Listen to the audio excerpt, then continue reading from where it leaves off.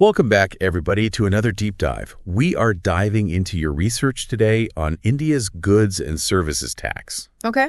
Specifically, a recent decision. Yeah. That is raising some eyebrows. I have to admit, when I first saw popcorn tax in your notes, I thought, okay, this is going to be interesting. Yeah, it is interesting. Yeah. And not just for the snack itself, but Right. what this tells us about how these seemingly minor policy choices can have these ripple effects throughout an economy. Right. So set the scene for us. India's GST was meant to simplify taxes, right? Yeah, the idea was good and simple tax. Right. A noble goal. Yeah. But in practice, the GST has become anything but simple, especially when you look at this whole popcorn situation. So break it down for us. What's the deal with popcorn taxes in India? Well, imagine walking up to a concession stand. Loose popcorn might be taxed at 5%, but if you want it prepackaged, suddenly it's 12%. And if you're craving caramel popcorn, Oh, wow. that's a whopping 18% tax. Wait, hold on. So the tax rate changes based on how the popcorn is prepared. Seems excessive. It does, and it has some pretty serious consequences. Businesses, especially smaller ones, are facing these higher compliance costs just to figure out which tax rate applies. Right. And for consumers, especially those on tighter budgets, it means the cost of a simple snack can jump significantly. Yeah, that makes sense. But couldn't someone argue that this kind of nuanced taxation is a good way to promote healthier choices, like taxing sugary snacks at a higher rate? That's a valid point. Governments often use taxes to nudge people towards certain behaviors. Right. But the question is, does it actually work? Yeah. And at what cost in this case? You're potentially pushing people towards less healthy options like loose popcorn just to avoid a higher tax burden. Plus, there's the impact on smaller businesses that might specialize in those higher tax items. Right. You mentioned compliance costs. Can you give us a sense of the real-world impact this has on businesses? Studies estimate that for small vendors, particularly street food vendors, who are a huge part of India's food culture, compliance costs related to the GST could increase by as much as 10%. Wow. That can significantly cut into their already thin margins. So we're talking about a real financial burden, not just a minor inconvenience. And on top of that, consumers are also likely to see higher prices. Exactly. Some analysts predict that popcorn prices could increase by as much as 5% due to these new tax rates. That might not sound like much, but for a price-sensitive market, it can definitely impact demand. Okay, so we've established that this seemingly small decision about popcorn taxes has some pretty significant economic implications. But you mentioned that it's also a sign of a larger trend within India's GST system. What did you mean by that? It seems to exemplify a tendency towards overclassification and micromanagement instead of simplifying the system. It's become more complex and potentially less fair. So the irony is that a system designed to be good and simple has become anything but. Right, and it's not just about the popcorn, and this drive towards hyper-specificity distorts the market. Yeah. It unintentionally picks winners and losers based on these fine-grained classifications. It's almost like the system is losing sight of the forest for the trees, focusing so much on categorizing every little thing that the bigger picture gets lost. Right, and that bigger picture should be about creating a fair and efficient system that benefits both businesses and consumers. One of the articles you sent contrasted India's approach with New Zealand's goods and services tax, which is known for its simplicity. Tell me about that. New Zealand's GST is like a breath of fresh air. They apply a flat rate to almost everything with very few exemptions. Okay. This makes compliance much easier for businesses, and it gives consumers transparency and predictability. So no trying to decipher a million different categories or worrying about hidden price hikes, just a straightforward, consistent system. Exactly. Their system prioritizes fairness and avoids unnecessary complexities, and the result is a system that's much more efficient and equitable. Seems like there's a valuable lesson there. Maybe sometimes simpler is actually better. It certainly raises the question of whether this popcorn predicament is a symptom of a larger issue, a tendency to overcomplicate things that could be handled in a more straightforward manner. Which begs the question, why would India choose to go down this more complicated path? Was there something else driving these decisions? It's hard to say for sure without delving deeper into the political and economic considerations at play. But from a purely practical standpoint, it's hard to justify this level of complexity, especially when you look at the potential consequences for businesses and consumers. This is fascinating. A simple snack food, sparking a conversation about tax policy and economic fairness. I guess that's why we do these deep dives. It's often in the seemingly mundane details that we uncover the most insightful truths. All right, we're going to take a quick pause here, but when we come back, let's explore those insightful truths a little further. What can we learn from this popcorn predicament about India's approach to economic policy, and what might it mean for the future? We were just discussing how New Zealand's simple GST system seems to be working pretty well. It makes you wonder what happens when a country goes in the opposite direction, towards more complexity. Well, in some ways, this popcorn tax is a microcosm of those potential consequences. Right. If a system can't get something as straightforward as snack food taxation, right? Right. What does that say about its ability to handle more complex economic issues? It's like a canary in the coal mine. If things are going wrong at this basic level, what does that signal for the bigger picture? Exactly. This overregulation and micromanagement could be stifling innovation and investment. Instead of encouraging a dynamic market, it might be creating barriers to entry and slowing down economic growth. So instead of promoting healthy competition, it might be unintentionally favoring larger, more established businesses that can navigate these complexities. That's one possible consequence. And then there's the issue of trust.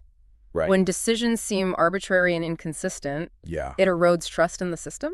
Makes sense. Businesses become hesitant to invest and consumers become wary.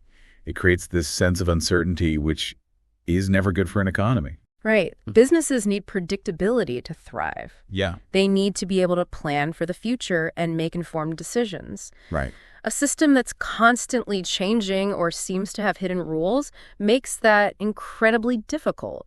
And it's not just businesses that are affected. You mentioned consumers feeling wary.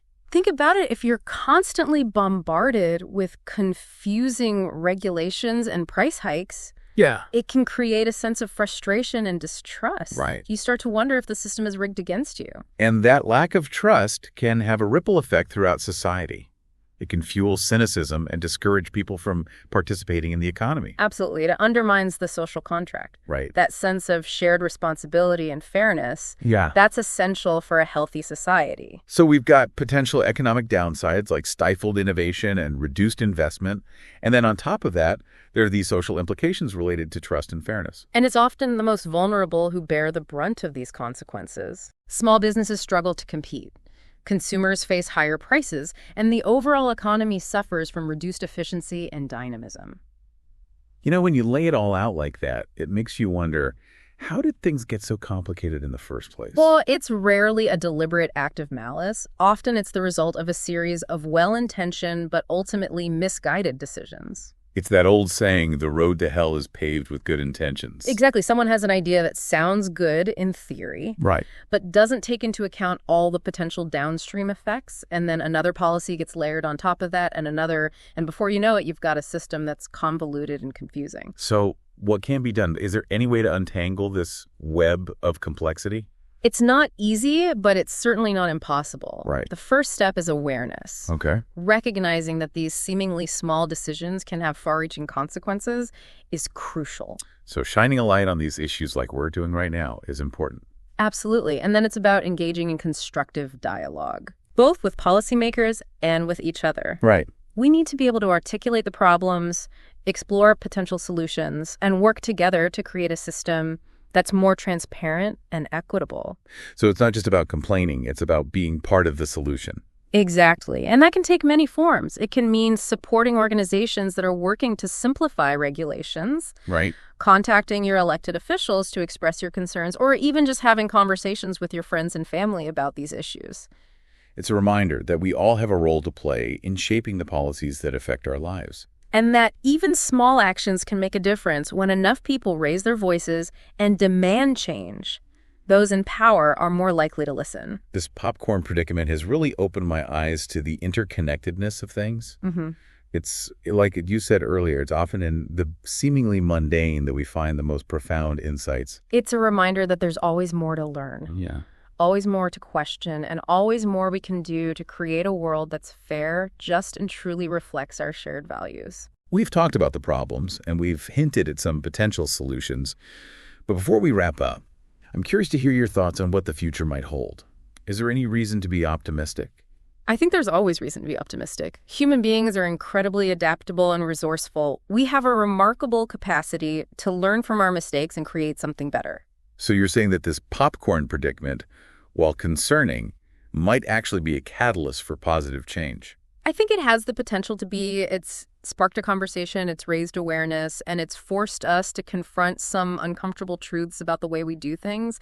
And that's often the first step towards creating a more just and equitable system. It's a reminder that sometimes the most unexpected things can be the catalyst for meaningful change. Exactly. And I believe that if we can harness the energy and insights that have emerged from this popcorn predicament, we can use them to create a system that's truly good and simple, not just in name, but in practice. That's a powerful thought. It's easy to get bogged down in the complexities and lose sight of the bigger picture, but ultimately we have the power to shape the world we want to live in. And it starts with being aware, engaged, and willing to ask the tough questions, just like you've done throughout this deep dive. This has been an incredibly thought-provoking conversation. Oh. I have to admit, I never imagined that popcorn could be such a rich source of insight. Right. But that's the beauty of these deep dives, right? You never know what you're going to discover. It's all about embracing curiosity and being open to new perspectives, and I think that's something we could all benefit from. All right, we're going to take one final pause here, but when we come back, let's bring this conversation full circle and leave our listener with some actionable takeaways. What can they do to make a difference, not just in the world of popcorn taxes, but in their own lives and communities? We've covered a lot of ground in this deep dive into India's popcorn predicament.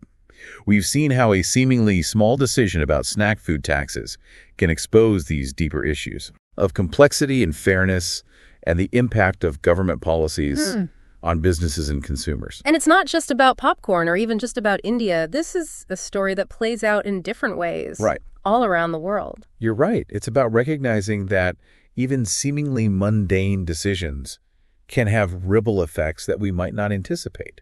So what can our listener do with this newfound awareness? The first step is simply staying engaged. Don't tune out just because something seems boring or complicated. Right. Those are often the areas where the most impactful changes can be made.